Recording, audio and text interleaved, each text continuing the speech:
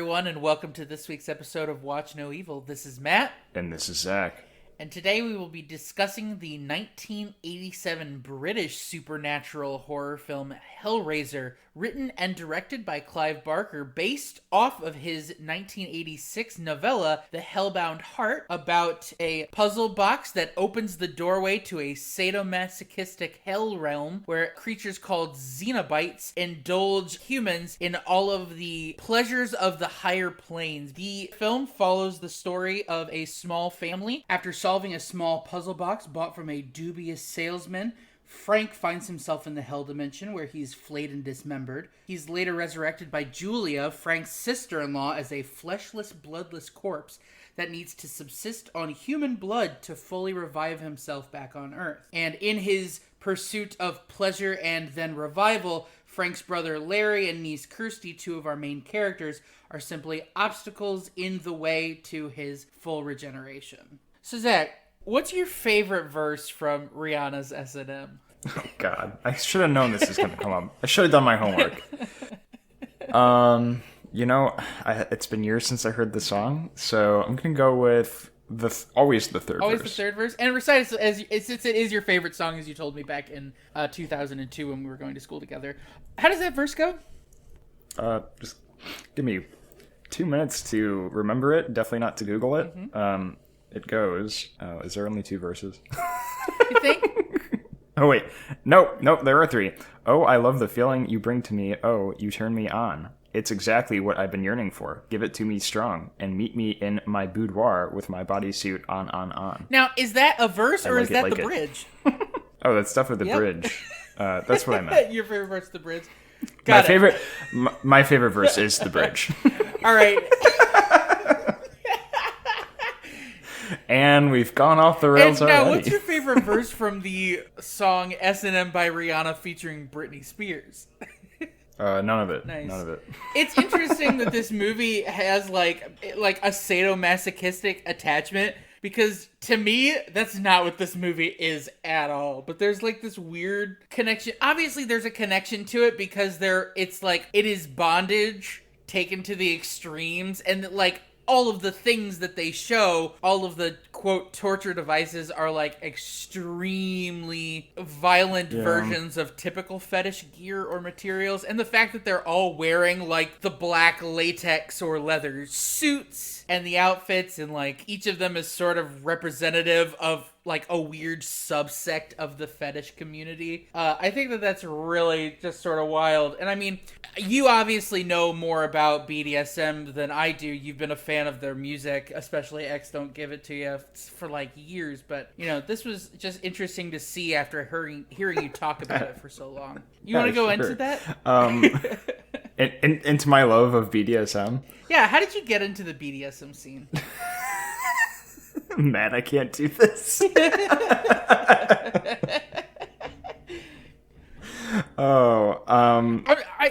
I know that we talked about it before the podcast episode started, but that it would be difficult for you to bear your whole soul.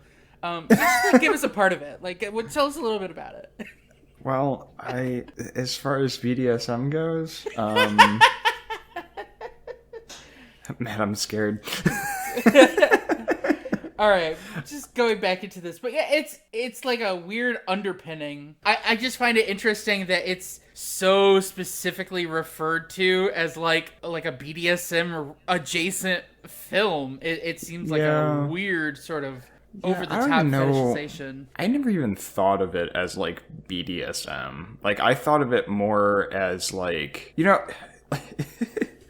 like in like Renaissance times, like art often depicts death as like this like really like grandiose kind of like it's the great release, Mm-hmm. And I feel like the whole meaning of sexuality in this hell dimension is like you go to the hell dimension, you can't really die there. So they can really go to the extremes of that idea. But we call it the hell dimension or hell because to people who are not into BDSM and people who even are, like Frank, like it's just straight up torture. Like humans are not able to withstand that level. And it's just straight up torture at that point. Like they literally tear him apart piece by piece. And I think at first like a lot of what sexual addicts experience, like it's always that idea of it's never enough, and you definitely get that kind of vibe from Frank when you see him when he's alive, because he's like always, there's like all those pictures of him having sex, and also like there's the pictures, like the explicit pictures of the women, and like you get the idea that like he's been around, he's tried out a lot of stuff, and Larry always says like he's great at the disappearing act, so he kind of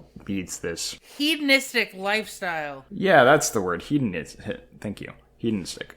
Where was I going with this? You were about to parlay your way into your opening up your heart to Well, I don't see what's wrong with it. There's nothing wrong with it, except in this movie.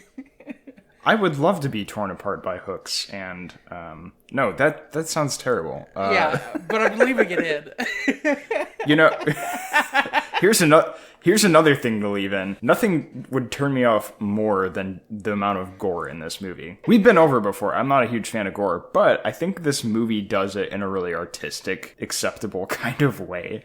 And acceptable makes it sound like it's like barely acceptable. I think it was done like a really, really nice artsy kind of way. Like that scene of Frank kind of reconstituting originally with Larry's initial like blood loss I thought was really cool. And it's got that 80s kind of effects to it where it's all kind of practical effects. So it's pretty obvious it's like really fake. Well, it's not totally fake because, well, yeah, I know what you're talking about, but half of it is they had a skeletal system that was like made of plastic and wax that they essentially just melted, and then they played it in reverse. What looks fake is the like weird lightning effects that they use on everything. Yeah.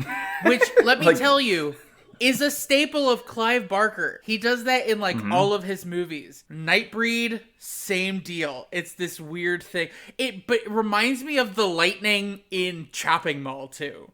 Like very 80s. Well, they had that in, I don't think it was Evil Lightning, Dead. but they had, Evil Dead, but also Candyman, which was, the other Clive Barker movie that we've done. They had some effects like that. So yeah, it's kind of like, I feel like those things are more to like add to the overall like impression and just like the atmosphere of it. And you don't get a ton of that until like the very end, which is fine. You kind of have to accept it for what it is for its time. But I thought that the whole like reconstituting thing, I didn't know that's how they did that. That's really cool. I really liked that scene actually. And just you had mentioned the Cenobites and like how they kind of appear like in BDSM kind of like style leather garb. And so much of this movie is, I know I use this term a lot, but we both have our things. You've got your voyeurism, I got my duality. But like the hellish imagery of the Cenobites, like they look like demons, and Pinhead even says, we are demons to some, angels to others. Angels to others, yep. So it kind of gives you this like pain versus pleasure relationship early on when,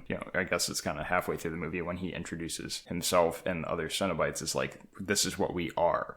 And we get this duality early on between like the hellish imagery of the severed body parts. The body parts are like hooked, and even Frank's face that's been like shattered. There's pieces of his face, and there's like the gore and the change, and then there's that reconstruction of Frank in the attic, which again was really cool, but still, disturbing. And he doesn't get back his skin. The skin was the thing that he was missing in the Hell Dimension. He never gets it back because it was taken from him. I don't know why the skin is the most important thing that he like needs to get back. I think it's because like that's the like generally like conventionally attractive thing. Yeah. To humans is like, hey, they have nice skin, like, without skin, we don't look too great.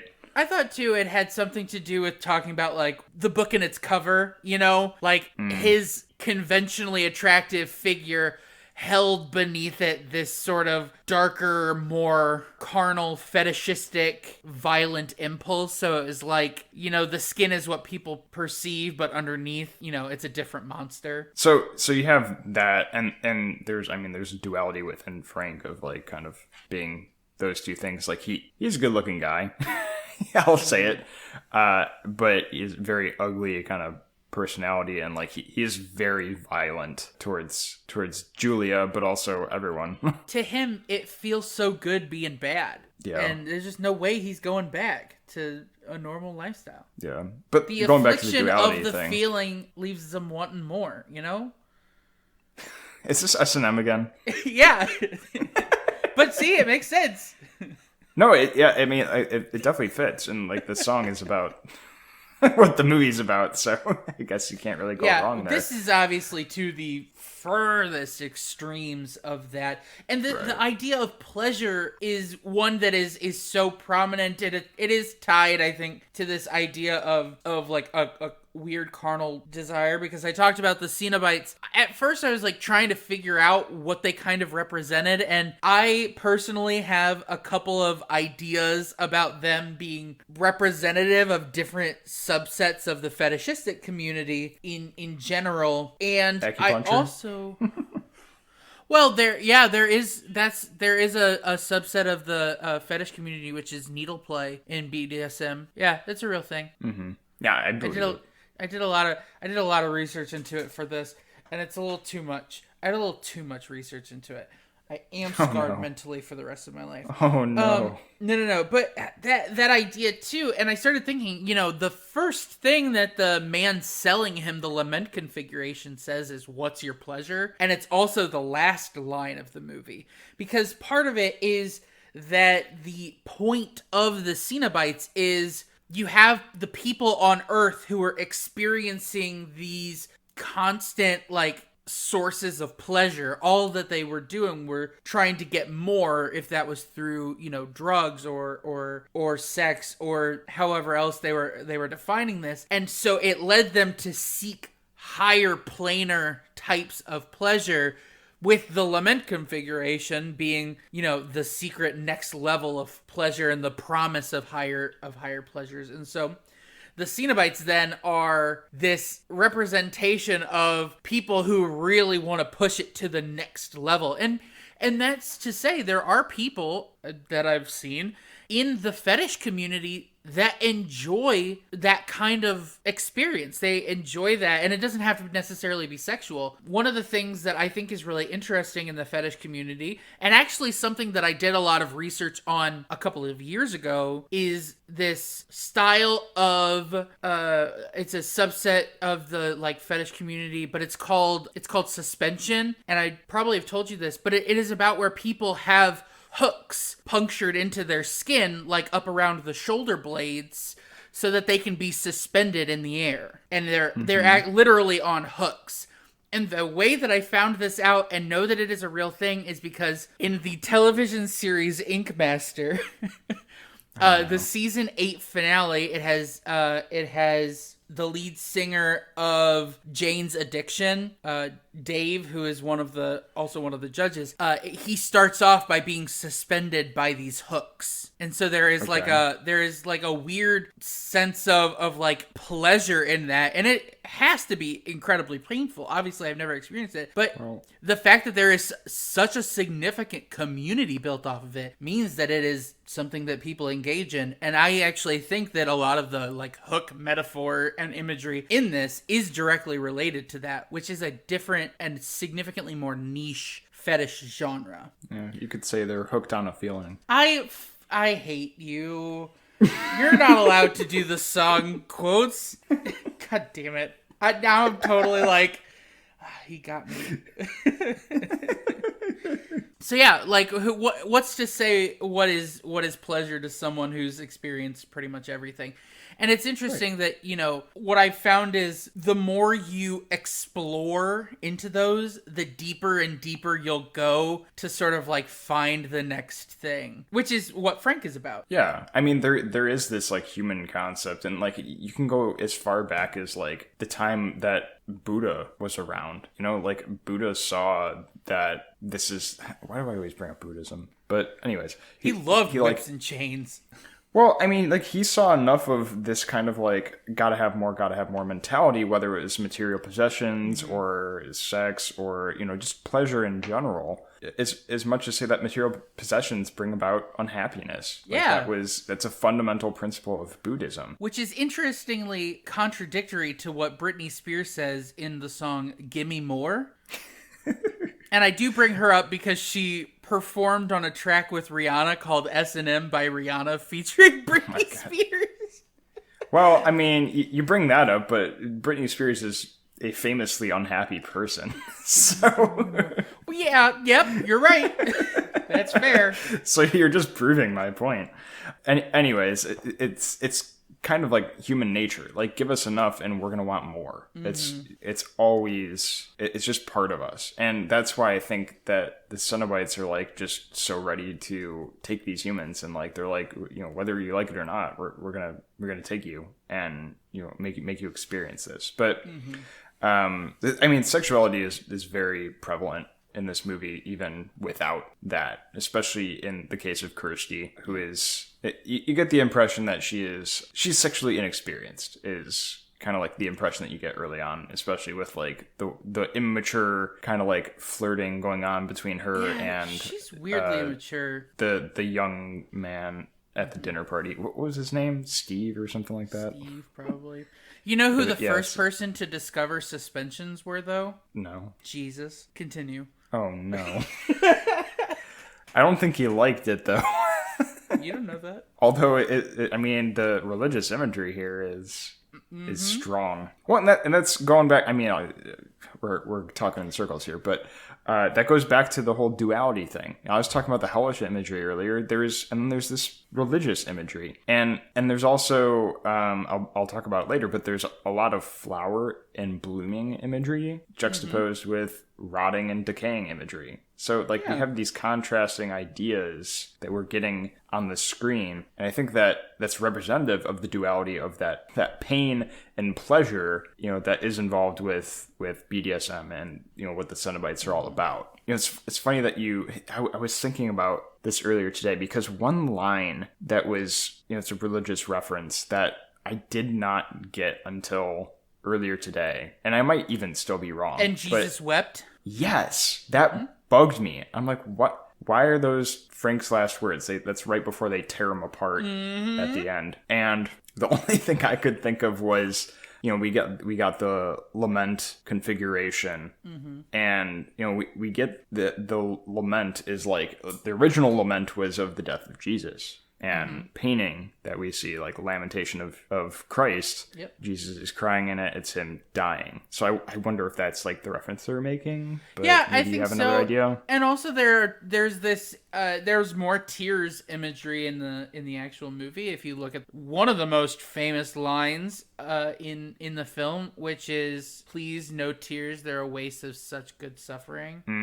Yeah, that too. In that, continuing the line of pain versus pleasure dichotomy, and I think it ties into the whole "and Jesus wept" thing at the end, because it is so significant. I mean, going along with the religious imagery here, I mean, we get like the Jesus statues when Kirsty's kind of like looking for a place to hide from Frank at one point. She opens a cupboard and the Jesus statue pops out, and it's kind of like this jump scare, and it really got me. I literally said, "Jesus," like as a reaction, and Val just goes, "Yup."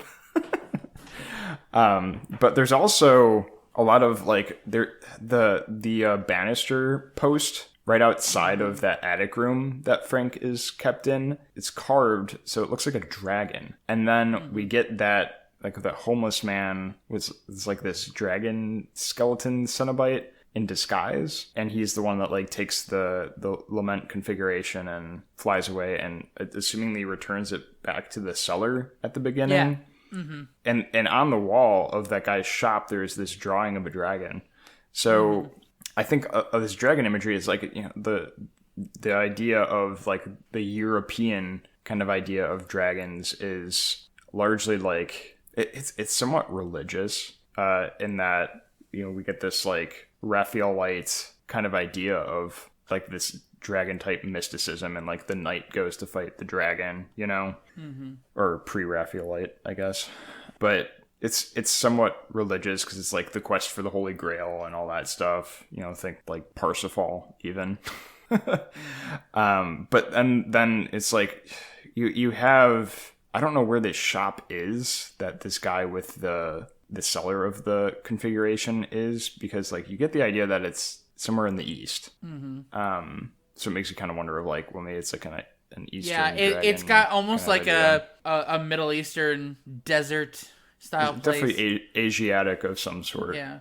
On that subject, I actually was looking it up while you were saying that, and the original ending line was "fuck you." Really? And Andrew Robinson ad-libbed "Jesus wept" because in Great Britain and Ireland, "Jesus wept" is an expletive that they are not allowed to say on TV. Interesting. That's good. That's a weird. Yeah, it is strange, and I think that I was trying to read into it too much, but it does. I mean, it checks out, and it kind of gives you this idea of like just more religious references to be juxtaposed with the hell that we see here, going on to the the flower imagery. I mean, it's pretty on the nose. Of like, you get all these flowers blooming, and it's like, it's supposed to be symbolic of the blooming sexuality of, and discovery, or I guess sexual discovery of Frank and of Kirsty throughout this movie. And you get it as early as all the stained glass windows in the house. They're all like roses in different stages of bloom. And roses have thorns, so with the pleasure of seeing a nice pretty flower, you have also the pain that goes along with it. And we've talked about roses before on here, so you kind of get the idea. And then we also get like a lot of boxes. Yeah. One, I mean, the lament configuration is the most obvious one, but also, right from the get-go, there's that very symmetrical shot of Frank sitting in that square of candles. He's opening a box, and he's in a box, and he's in the attic. And the attic that room is pretty box-shaped itself. Yep. So he's in a box, in a box, in a box. Or he's opening a box, in a box, in a box. And I have no idea what the boxing kind of has to do. I think that part of it is a continued further idea of fetishization, which is claustrophobia or encasement is like a big thing. Putting people inside smaller spaces. It's almost making Frank cagey in a way, and we get to actually see that sort of like caginess in him when he reconstitutes and he's bloody and the thunderstorm is going on and Larry and Julia are downstairs watching boxing. He's like pacing around the attic and he like punches the wall, Yeah. Well, so and they're watching boxing. Trapped. Yeah, in a boxing ring, which is a square. I think that absolutely it has to do with that. I mean, it's the juxtaposition of like him punching the wall with like the punches of the boxing match is really cool. Yeah, I think you're right with like this idea of like entrapment, and it's like the curse of his sexual discovery, I guess, because like he can't like Rihanna says, you can't go back, and that's kind of a curse in itself. If once you've gone that far, it's the whole idea of like it leaves you wanting more. Well, especially in men. I mean, you can like well, men cannot, we'll say, perform if they're not aroused, and I mean, I guess women too. But it's anyways, going back to the whole box thing. So there's also the TV in the hospital room that's showing like the blooming flower, and that's right after Kirsty has that like image of a blooming flower. Like, and they would never actually put a television in a psychiatric ward like that. Well, it's and then she like wheels it out with her, so it was just like for the nurses' entertainment, I guess. But she's just like watching this footage of a blooming flower. It's kind of weird, but the TV itself is a box. And you know what Frank says is originally about the configuration when Julia goes to like take it from him. He goes, no, like don't touch it. It opens doors is what he says. And so opens doors literally, because you see like the doors opening and closing by themselves a lot in this movie. Yeah. It also opens the door for the Cenobites between dimensions, but it's also, opens doors in your mind with the pleasure receptors, I guess we'll say, dopamine. So it's kind of like that, opening that door to sexual awakening in the case of the TV in the hospital room. It also, what's interesting about the configuration itself is it does transform into this like flower pinwheel kind of shape when it's complete. So that is interesting. And there's also like this is a bit of a stretch, but there's kind of like this blooming imagery with the IV bag exploding, and also when like Frank is torn apart in the end, there's that explosion of blood in both of those instances.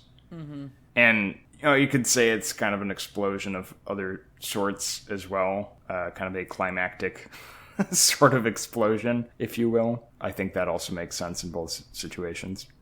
The IV bag thing is really interesting too, because it's clear fluid, and then it reverse fills up with blood, which I thought was first of all, I thought it was a cool effect. And two, I think that it was interesting to sort of show this backwards approach to it, like the opposite of the medicinal quality of an IV. Like, we think of it being helpful, and in fact, if it's filling with blood, that's probably a bad thing. So we get this idea of a reversal of means, or a reversal of, I guess, what you wanted. And that's a lot of what this movie is about, especially with the lament configuration. Like, they're seeking higher pleasures, but what they're finding is obscene pain. And it's masked as pleasure, right?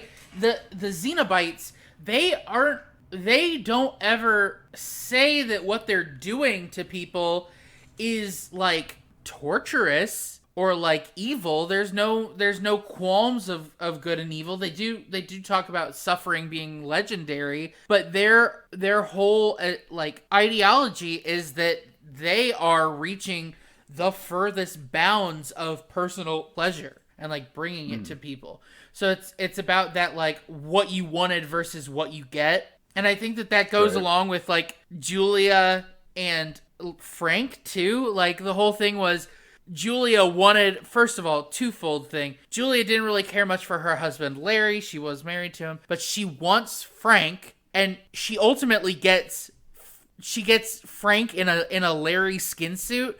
So there's like an attraction to Frank's good looks at first and his like bad boy aesthetic. And she gets Frank in a Larry suit, so she just gets her husband again. And then also, instead of pleasure, which she intends to receive from Frank through sex, she gets murdered by him. And there is penetrative similarities between the two.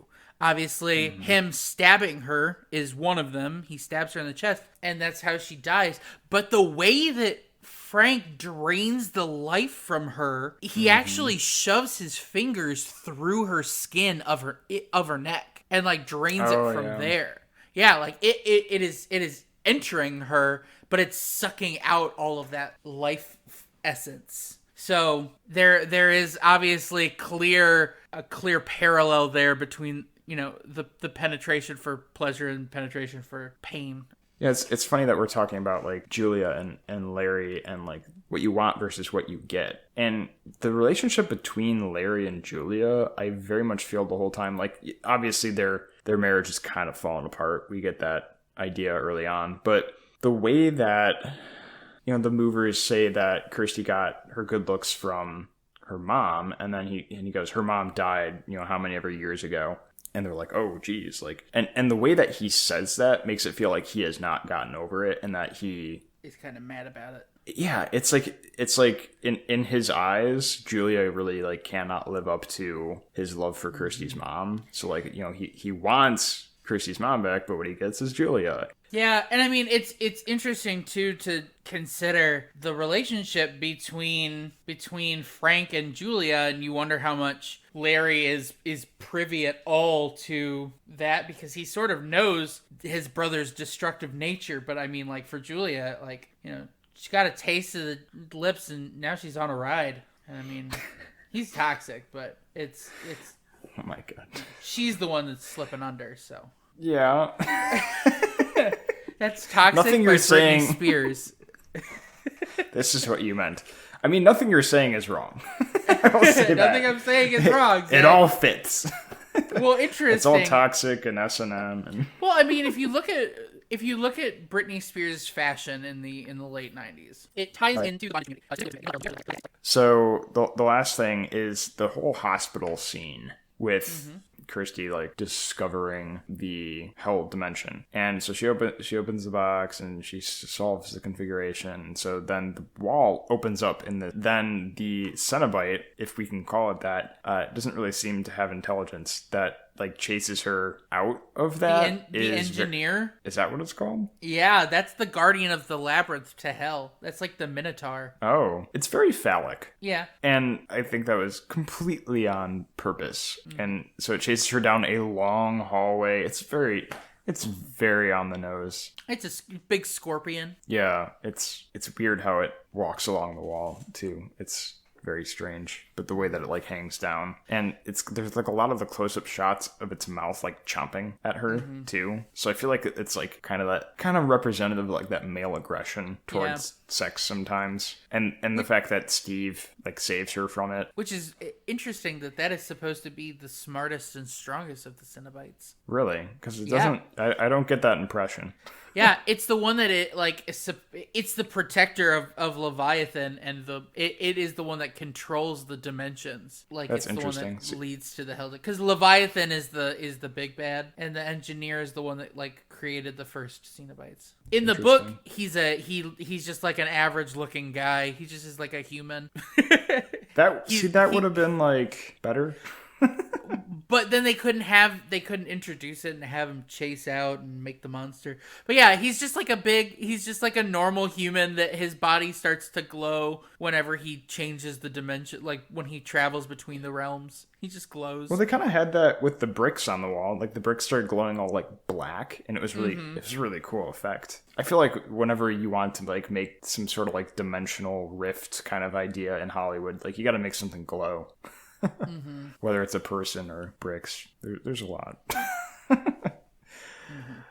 I feel like I could watch this movie 2 more times and not get everything, even when I'm looking for it. It's a big old movie. Thank you everyone for listening to this week's episode of Watch New Evil. This is Matt. And this is Zach. And remember, the ability to solve a Rubik's Cube is not a useful skill. I don't know why people laud it so much, but it has nothing to do with everyday life. You'll never need to solve a Rubik's Cube. It's dumb and it's stupid, and stop it. I hate it.